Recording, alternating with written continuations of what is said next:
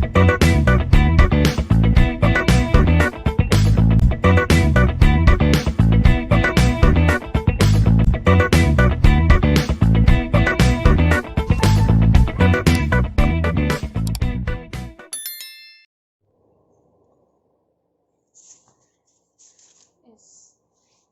In this video, I am going to explain how to calculate the delay for 8051 chips.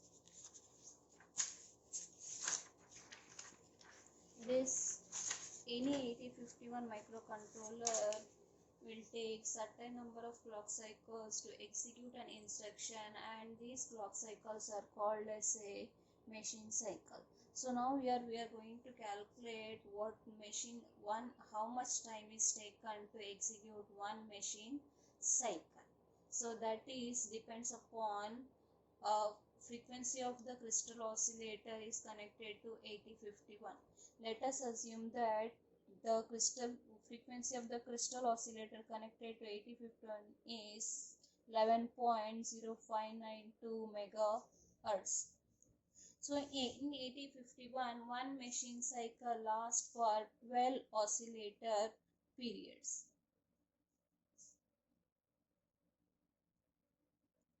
So to calculate the machine cycle, first we need to divide the frequency of the crystal oscillator by 12. So that is 11.0592 divided by 12, and we get 11.0592 megahertz divided by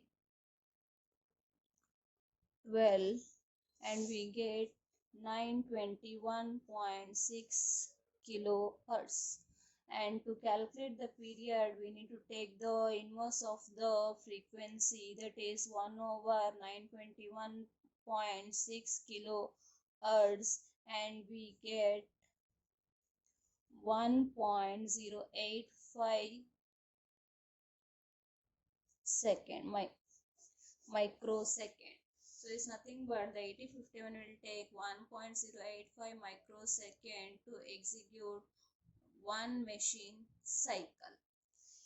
For example, if the crystal oscillator connected to 8051 is 16 megahertz, and this will be divided by 12, we get 16 megahertz divided by 12, we get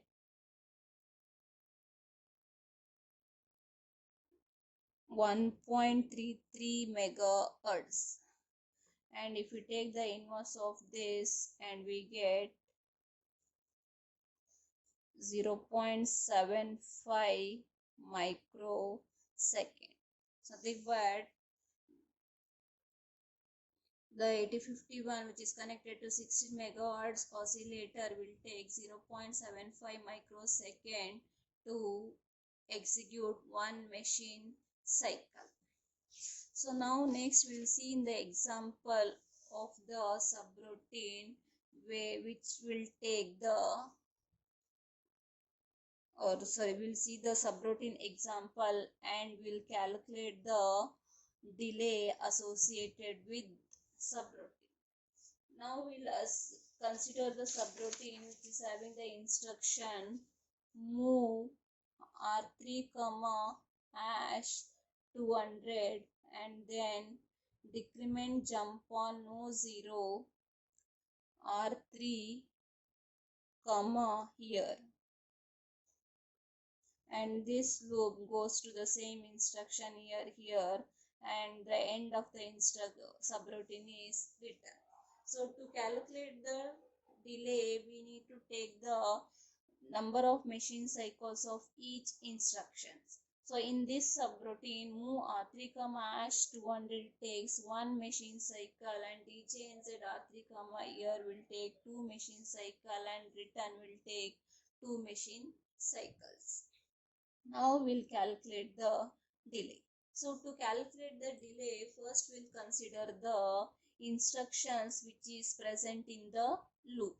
So the instruction which is present in the loop, here it is DJNZ R3 comma here this one. So this instruction will execute 200 times. So the machine cycle takes to execute, the number of machine cycles of this instruction is 2, and this will execute for 200 times. And the instruction which are outside the loop are move r3 hash 200 and return, and these two will take the machine cycles are 2 plus 1 3, that is plus 3, and this will be multiplied with the one machine cycle, the time required to execute one machine cycle, that is 1.085 microsecond. If we calculate this, we get 2 into 200 plus 3 into 1.085 microsecond. So here we get 437.255 microsecond. So the delay produced by this subroutine is 437.255 microsecond. So here usually we calculate only the delay associated with the instruction which is present in the loop, that is DJNZ R3 comma here, that is execute for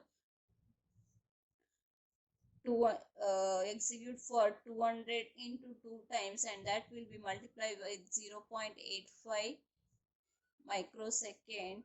And if we calculate this, we get 1.085, sorry, 400 into 1.085,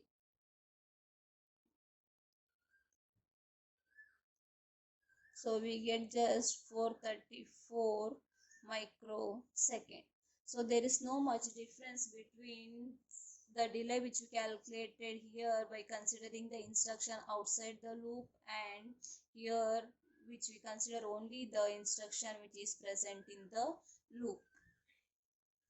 So next onwards we will consider the instruction only which is present in the loop.